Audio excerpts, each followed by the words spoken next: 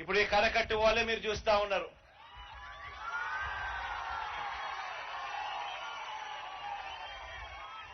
ఇటువైపున అటువైపున ఈ రెండు కరకట్టు వాళ్ళలు కరకట్టు గోడలు కూడా దాదాపుగా 500 కోట్ల రూపాయలతో ఈ కరకట్టు గోడను కట్టడమే కాకుండా ఇక్కడ కరకట్టు గోడ మీద కృష్ణలంక ప్రాంతం ఎప్పుడూ కూడా మునిగిపోతా ఉన్న పరిస్థితులే. ఎప్పుడు వరదలు వచ్చినా కూడా ఇక్కడికి ప్రతి సంవత్సరం వరద వచ్చినప్పుడు వచ్చి ఇక్కడికి వచ్చి 4 మాటలు చెప్పే కార్యక్రమమే కానీ ఖచ్చితంగా ఈ ఏరియాకు ఈ గోడ కడితే ఇటువంటి పరిస్థితి రాదు, ఈ గోడ కట్టాలి అన్న ఆలోచన చేసిన పుణ్యం ఏ ఒక్కరూ చేయలేదు.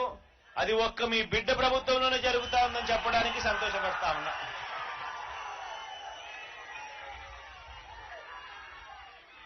కరకట్టు గోడ కట్టడమే కాకుండా ఇక్కడ మన కృష్ణలంక ప్రాంతంలో ఉన్న మన అక్క చెల్లెమ్మలు, మన పిల్లలు, మన అవ్వలు, మన తాతలు అందరూ కూడా ఆహ్లాదకరంగా సాయంత్రం పూట అలా పార్క్ లో నడుచుకొని పోయేట్టుగా ఇదంతా కూడా ఒక సుందరీకరణ చేస్తూ ఈ రెండు కరకట్టలను కట్టడమే కాకుండా కరకట్టు మీద ఆనందంగా సాయంత్రం పూట నడిచేట్టుగా, కూర్చునేట్టుగా, ఆహ్లాదకరంగా ఉండేట్టుగా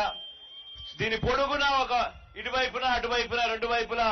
మంచి పార్కులు కూడా రూపొందించే కార్యక్రమాలు కూడా జరుగుతా ఉన్నాయి. ఇదే విజయవాడలో ఎప్పుడూ జరగని విధంగా మీ బిడ్డ ప్రభుత్వంలో ఈ 5 సంవత్సరాల కాలంలో ఎప్పుడూ జరగని విధంగా, ఎప్పుడూ చూడని విధంగా దాదాపుగా 400 కోట్ల పైసలకు ఖర్చు పెట్టి అంబేద్కర్ పార్కును కూడా మీ అందరి కళ్ళ ఎదుటనే ప్రారంభించడము,